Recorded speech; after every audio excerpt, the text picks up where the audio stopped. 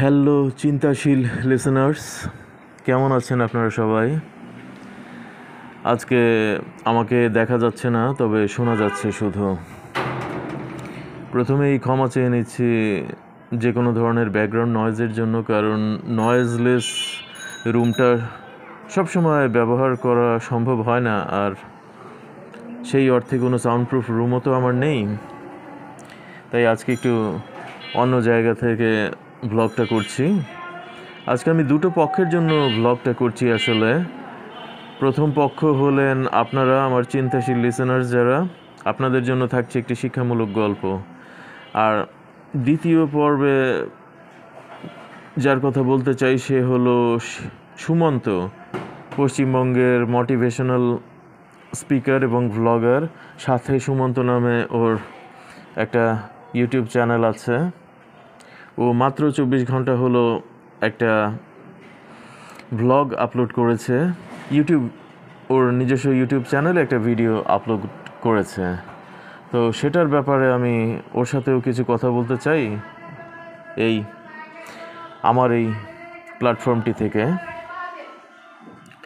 তো প্রথমে শিক্ষামূলক গল্পটিতে চলে যাই।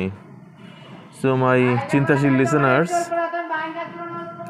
এই গল্পটি আমাকে কে বলেছে সেটা বড় কথা নয়, তবে গুরুত্বপূর্ণ কথা বা উল্লেখযোগ্য কথা সেটা হলো আমি দুটো ছদ্মনাম বা নকল নাম ব্যবহার করব আজকে। একজনের নাম আশফাক এবং একজনের নাম মামুন। যদিও বলে নিতে চাই, আশফাক বা মামুন নামের জীবিত বা মৃত কোনো ব্যক্তির সাথে আজকের এই ঘটনার কোনো সংশ্লিষ্টতা নেই। শুধুমাত্র ছদ্মনাম ব্যবহারের স্বার্থেই এই নাম দুটো আসবে।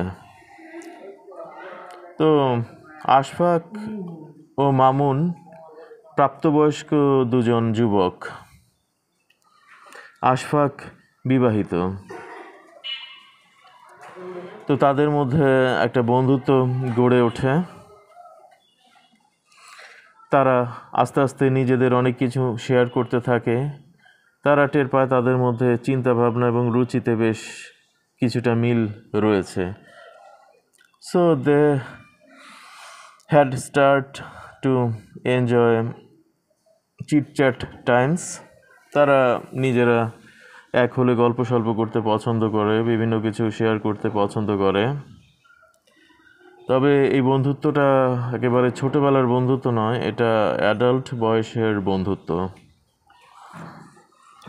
তো ঘটনাচক্রে আশফাক একদিন মামুনের কাছে নিজের স্ত্রী সম্পর্কে কিছু আলাপ আলোচনা করে।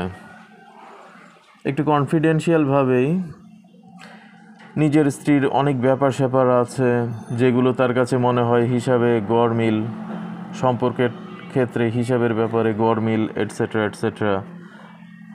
এই ব্যাপারগুলো আশফাক মামুনকে একজন বিশ্বস্ত বন্ধু মনে করে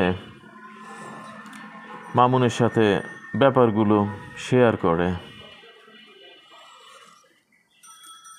একটা পর্যায়ে মামুন এমন একটা কথা বলে বসে যেটার জন্য আশফাক আসলে কখনোই প্রস্তুত ছিল না। মামুন স্ট্রেট আশফাককে বলে, আশফাক, তুমি তোমার এই স্ত্রীকে ছেড়ে দাও। তুমি তোমার এই স্ত্রীকে ছেড়ে দাও। তুমি মুভ অন করছো না কেন? তুমি তো তাহলে আরও ভালো ডিজার্ভ করো, তুমি যেভাবে বললে। তো আরও ভালো মানুষ পাইয়ে দেবার ক্ষেত্রে তো আমি তোমাকে সহযোগিতা করতে পারি। আমার সেই কানেকশনস অ্যান্ড অ্যাবিলিটি রয়েছে। সো তুমি মুভ অন করো না কেন? এইরকম স্ত্রীর সাথে তুমি রয়েছো কেন? এই ক্ষেত্রে আশফাক বলে, দেখো মামুন, আমি তো এই রকম কোনো কথা তোমাকে বলিনি। আমি এতক্ষণ পর্যন্ত যে বলেছি, একবারও কি আমি বলেছি যে আমি আমার জীবনসঙ্গিনীকে ছেড়ে দিতে চাই বা তাকে ছেড়ে বাঁচবার কথা চিন্তাভাবনা করছি, মুভ অনের কথা চিন্তাভাবনা করছি? ব্যাপারটা তো এই রকম নয়। ব্যাপারটা একটু অন্যরকম। সেই ব্যাপার স্যাপারগুলো তোমার সাথে শুধুমাত্র শেয়ার করলাম। আমি আমার লাইফ পার্টনারকে ছেড়ে কেন দেব? মামুন ব্যাপারটা শুনে নিজেকে সামলে নিল এবং এই দুজনের যে আলাপচারিতা, এই আলাপচারিতার শেষের দিকে মামুন আর তেমন কিছু বলল না। মামুন চুপচাপ আশফাকের কথাবার্তাগুলো শুনতে লাগলো এবং মিটিংটা শেষ হয়ে গেল এক সময়। শেষ পর্যায়ে মামুনের চেহারার অভিব্যক্তি দেখে আশফাকের মনে হতে লাগলো মামুন বেশ প্লিজড, খুশি, যে আশফাক যে একজন পুণ্যবান স্বামী বা হাজব্যান্ড, এই ব্যাপারটিতে মামুন ইমপ্রেসড। মামুনের অভিব্যক্তি একদম এইরকমই লাগলো আশফাকের কাছে। কিন্তু গণ্ডগোলটা বাঁধল এর এক সপ্তাহের মাঝেই।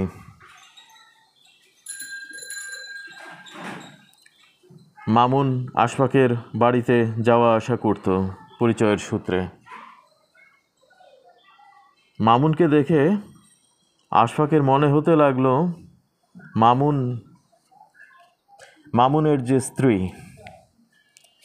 মামুনের স্ত্রীর পাশে সরি একটু কারেকশন করে দেয় লিসেনার্স।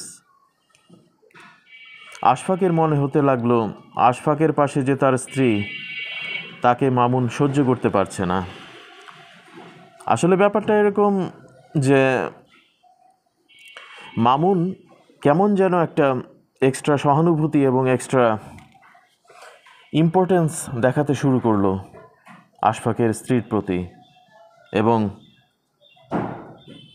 একজন পূর্ণবয়স্ক মানুষ হিসেবে স্ত্রীর সাথে বসবাসকারী একজন বুঝবুদ্ধিতার পূর্ণবয়স্ক যুবক হিসেবে ওইটুকু বুঝ প্রত্যেকটা পুরুষ মানুষেরই থাকে, ওইটুকু সিক্সথ সেন্স প্রত্যেকটা পুরুষ মানুষেরই থাকে।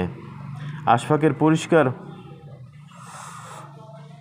মনে হতে লাগলো যে মামুন এখন এই মুহূর্তে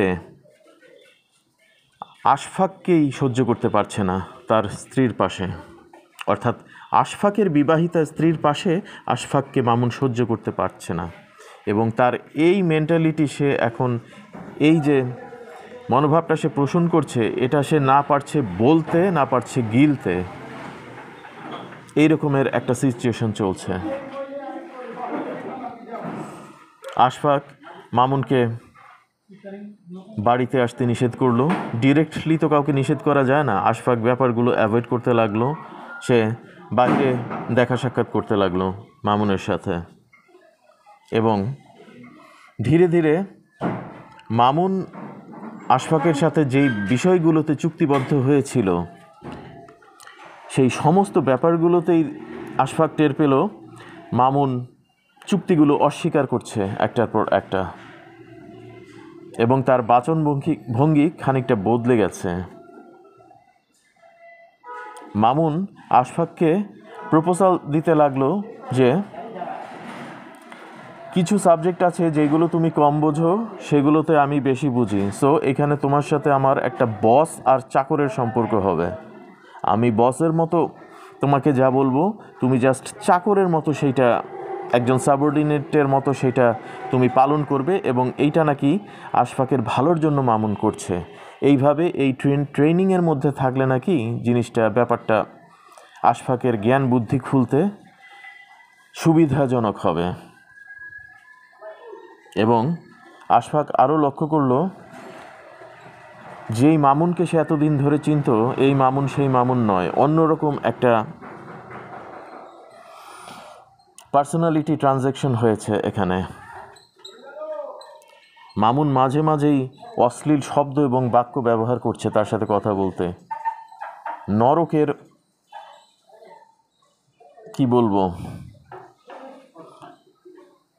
নরকের অভ্যন্তর থেকে উঠে আসা অশ্রাব্য সমস্ত বাক্য এবং শব্দ, এগুলো কথার মাঝে মাঝেই মামুন ব্যবহার করছে। কিন্তু এইভাবে মামুনকে কিন্তু আশফাক পরিচয়ের পর থেকে কখনো চিনতে পারেনি। একটা সময় আশফাক ডিসিশনে চলে আসে এবং সে বুঝতে পারে যে মামুন তার স্ত্রীর প্রতি আকৃষ্ট এবং আশফাককে সে কোনোভাবেই সহ্য করতে পারছে না। আশফাক সম্পর্কটি শেষ করে দেয়, কিন্তু এই সম্পর্কটি শেষ করতে গিয়ে আশফাককে যথেষ্ট স্ট্রাগল পোহাতে হয়, যথেষ্ট স্ট্রাগল করতে হয়। এবং কিছু বাহিরের মানুষ যারা ক্ষমতাশালী, সামাজিকভাবে ক্ষমতাশালী, এরকম বাহিরের কিছু মানুষের সহযোগিতায় অবশেষে আশফাক মামুনকে তার জীবন থেকে বিতাড়িত করতে সফল হয়।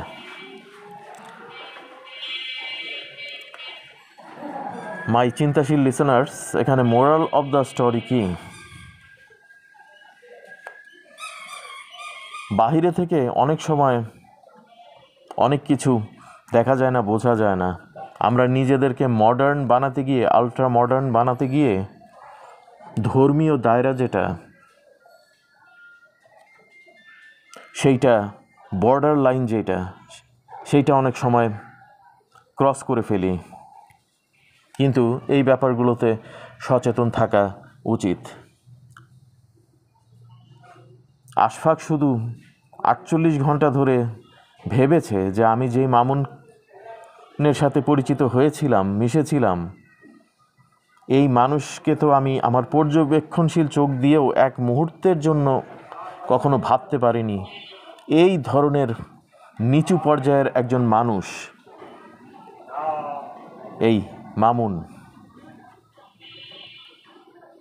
যেই দিন আমি মামুনকে বলেছিলাম আমি আমার স্ত্রীকে কখনোই ত্যাগ করব না, মামুনের চেহারা দেখে তো একটি বারের জন্য মনে হয়নি সে ভেতরে ভেতরে এতখানি প্রতিশোধ পরায়ণ হয়ে গেছে। মানুষের আভ্যন্তরীণ প্রতিশোধ পরায়ণতা এবং বাহ্যিক চেহারার অভিব্যক্তিতে যে কত পার্থক্য, এই চিন্তা করতে করতেই আশফাক হয়রান হয়ে রইল 48টা ঘন্টা ধরে। সো মাই ফ্রেন্ডস, আশা করি আপনারা আমার এই গল্পের ছদ্মনাম ব্যবহার করে যে গল্পটা আপনাদেরকে বললাম, মোরাল অফ দ্য স্টোরি, বুঝে গিয়েছেন। মানুষের বাক্য নয়, মানুষের চেহারাগত অভিব্যক্তি নয়, মানুষের নিয়তের দিকে ফোকাস করা উচিত। সুগার কোটেডভাবে অনেক সময় অনেক আজে বাজে নিয়তেও আমাদের বন্ধু, আত্মীয় স্বজন অ্যাটসেট্রা অ্যাটসেট্রা এগুতে থাকে। এ ব্যাপারে যার যার আমি মনে করি সতর্ক হওয়া উচিত এবং নিজেকে আরেকবার প্রশ্ন করা উচিত যে আমি সত্যি সতর্ক তো। এবার চলে যাই দ্বিতীয় পর্বে। পশ্চিমবঙ্গের ইউটিউবার, মোটিভেশনাল স্পিকার সুমন্তকে যা বলতে চাই কারণ সুমন্ত মাত্র 24 ঘন্টা হলো যে ভিডিওটা আপলোড করেছে, শারীরিক আকর্ষণ নাকি ভালোবাসা, এই শিরোনামে। এখানে সুমন্ত শেষের দিকে নিজেই বলেছে তোমরা তোমাদের মতামত জানিও, আমারও ভুল ত্রুটি হতে পারে, তাই আমি আমার প্ল্যাটফর্ম থেকেই মতামতটা জানাচ্ছি সুমন্তকে বলতে চাই, বন্ধু সুমন্ত, ভুল ত্রুটি তোমার অবশ্যই হচ্ছে। এটা একজন সমাজে বসবাসকারী মানুষের সামাজিক সচেতনতার দায়বদ্ধতা, এই যে জায়গাটি, এটা থেকে আমি বলতে চাই ভুল তোমার অবশ্যই হচ্ছে। তুমি অত্যন্ত স্পর্শকাতর বিষয়াদি নিয়ে ভিডিও তৈরি করে থাকো সুমন্ত, সেগুলো ঠিক আছে, কিন্তু তোমার কি মনে হয় না সুমন্ত একটি সংবিধিবদ্ধ সতর্কীকরণ সবসময় দিয়ে দেওয়া উচিত তোমার এই ভিডিওর শুরুতে? এই যে ধূমপানের বিরুদ্ধে তো বিশ্বব্যাপী ক্যাম্পেইন হয়েছে, কারণ ধূমপান মানুষের মৃত্যু ঘটায়। এরপর এমন পর্যায়ে গেছে যে সিনেমায় ধূমপান করতে দেখানো হলে কোনো আর্টিস্টকে সাথে সাথে সংবিধিবদ্ধ সতর্কীকরণটা স্ক্রিনে ওঠে। আমি মনে করি তুমি আজকে যে ধরনের বা লাস্ট এপিসোডে, আপলোড হওয়া এপিসোডে যে ধরনের কথাবার্তা বলছো, এই ক্ষেত্রে সংবিধিবদ্ধ সতর্কীকরণ দিয়ে দেওয়া উচিত। সেটা কি? সেটা এইরকম যে কোনো রকম বিবাহিত সম্পর্ক, আই রিপিট, যে কোনো রকমের নারী পুরুষের বিবাহিত সম্পর্ককে আমি আমার আলোচনার বহির্ভূত রাখছি, আমার আলোচনা থেকে 100 হাত দূরে রাখছি। এটাই হওয়া উচিত। কারণ সুমন্ত, তুমি চিন্তা করে দেখো, এই ধরনের মোটিভেশনাল স্পিচ তুমি দিচ্ছ, এখন এগুলো দ্বারা উৎসাহিত হয়ে প্রভাবিত হয়ে সমাজে তো বিভিন্ন ধরনের মানুষ বসবাস করে। কারো স্ত্রীর সাথে বনিবনা হচ্ছে না, সেপারেশনে আছে, কেউ হয়তো বিয়ে করে, বিয়ে টিকছে না, আবার কারো হয়তো স্ত্রী নেই। এই ধরনের পুরুষরাও রয়েছে সমাজে, নারীরাও রয়েছে। এরা যদি এই ধরনের মোটিভেশনাল স্পিচ শুনে এখন যে কোনো রকম বিবাহিত সম্পর্কে থাকা কোনো পরপুরুষ বা পরনারীর প্রতি আসক্ত হয়ে ওঠে এবং এই ধরনের মোটিভেশনাল স্পিচ থেকে উৎসাহিত হতে শুরু করে, তখন ব্যাপারটা কীরকম দাঁড়াবে সমাজে? ব্যাপারটা কীরকম দাঁড়াবে তখন? এই ধরনের মোটিভেশনাল স্পিচ আজকে তুমি দিচ্ছ, তোমার দেখা দেখি আরও নতুন মোটিভেশনাল স্পিকাররা আসবে, তারাও একই আঙ্গিকে কথাবার্তা বলতে থাকবে। এতে ব্যাপারটা কীরকম হবে? এটাতে ব্যাপারটা এরকম হয়ে গেল যে যে কোনো নারীকে নিয়ে আমি চিন্তা করতে পারি, যে কোনো পুরুষকে নিয়ে আমি চিন্তা করতে পারি, সে কি কোনো রকম বিবাহিত সম্পর্কের দায়বদ্ধতার মধ্যে রয়েছে কি না, এইসব কোনো কিছু আমার চিন্তা ভাবনা করার প্রয়োজন নেই। এটা আমি আমার বিবেকের জায়গা থেকে চিন্তা করছি, এটা ঠিক হচ্ছে না, এটা একটা বড় ভুল হচ্ছে সুমন্ত। সংবিধিবদ্ধ সতর্কীকরণ অবশ্যই দিয়ে দেওয়া উচিত। আমার আজকের এই কথাবার্তাগুলো হয়তো তোমার ভালো লাগবে না, সেটার জন্য আমি সরি বলে নিচ্ছি, কিন্তু আমি তারপরও এইগুলো বলা গুরুত্বপূর্ণ মনে করছি।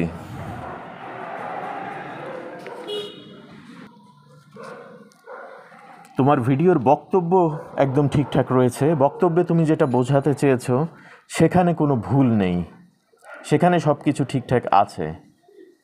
কিন্তু যারা আরেকজন বিবাহিত সম্পর্কের মধ্যে থাকা মানুষকে টার্গেট করতে চাইছে বা তাদের সাথে একটা বন্ধুত্বপূর্ণ রিলেশনশিপে জড়াতে চাইছে, সেই ক্ষেত্রে আমি একটা কথাই বলতে চাই, ওই রকম একটা ডিসিশনে তখনই যাওয়া উচিত যখন সেই বিবাহিত পুরুষটি বা বিবাহিত মহিলাটি আগামী 30 দিন নয়, বরং আগামী 15 দিনের মধ্যে তার লাইফ পার্টনারকে ডিভোর্স দেওয়ার সিদ্ধান্তে এসেছে, এবং শক্ত এবং মজবুত সিদ্ধান্ত, টলমলো সিদ্ধান্ত নয়। একমাত্র সেই রকম ক্ষেত্রেই আমি মনে করি একজন মানুষের আরেকটি বিবাহিত সম্পর্কে থাকা পুরুষ বা নারীর ক্ষেত্রে এই ধরনের চিন্তাভাবনা রাখাটা, আমি কি বলবো, রাখাটা, তারপর আমি বৈধ বলছি না, রাখতে পারে ওইটুকু বলছি। কিন্তু যেখানে একটি পুরুষ বা নারী মজবুতভাবে একটি বিবাহিত সম্পর্কের মধ্যে রয়েছে, সেইখানে একজন পরপুরুষ বা পরনারী হিসেবে কোনো রকম এক্সপেকটেশন রাখা বা কোনো রকম ইন্ধন যোগানো যে আমি অনেক বেশি ম্যাচিউরড বা আমি অনেক বেশি উপযুক্ত, তোমার সাথে এখন যে আছে তাকে তুমি স্টেপ বাই স্টেপ ত্যাগ করার চিন্তা ভাবনা করো, আমি এইটাকে গুনাহ তো বলবই, পাপও বলবো, এবং আমি মানুষ হিসেবেই আমি এটাকে সাপোর্ট করি না। Big no from musician Talat Rahman Khan. Yes, I am a musician, আমিও ফ্যান্টাসি পছন্দ করি, আমি ফ্যান্টাসি লাভার। আমি কোনো কন্টেন্ট বাদ দেই না, ফ্যান্টাসির যত রকমের ব্যঞ্জন আছে, মাল মশলা আছে, সব আমি নিয়েছি জীবনে, সব আমি দেখেছি, কিন্তু কোথায় দেখেছি? ওই টেলিভিশন স্ক্রিনে, মোবাইল ফোনের স্ক্রিনে, ওই পর্যন্তই সীমাবদ্ধ। আমি ফ্যান্টাসিতে আমি হয়তো বাঁচতে পছন্দ করি আমার প্রয়োজন মতো, কিন্তু বাস্তবতা এবং ফ্যান্টাসি দুটোকে আমি দূরে রাখি। আমি বাস্তবতায়ও অ্যাট এ টাইম বসবাস করি এবং বাস্তবতাও আমার কাছে মূল্যবান। এবং যখন আমি বাস্তববাদী মানুষ, সেই সময় ফ্যান্টাসিকে আমি কোনো রকম প্রাধান্য দেই না। ফ্যান্টাসিতে কারো কোনো ক্ষতি হয় না, কারণ ফ্যান্টাসিতে একটি মানুষ শুধুমাত্র তার নিজের সাথেই বসবাস করে। কিন্তু যখনই একটি অবৈধ সম্পর্কের রক্ত মাংসের কোনো মানুষ তার সামনে উপস্থিত থাকে এবং সেই উপস্থিতির সুযোগের ভিত্তিতে সে ফ্যান্টাসি করতে আরম্ভ করে, তখনই আমি সেই ধরনের চিন্তার ঘোর বিরোধী। তো এটাই ছিল আজকের ভিডিও। কেমন লাগলো মাই লিসেনার্স? তালাত রহমান খান, পরে আবার ফিরবো। ভালো থাকবেন সবাই।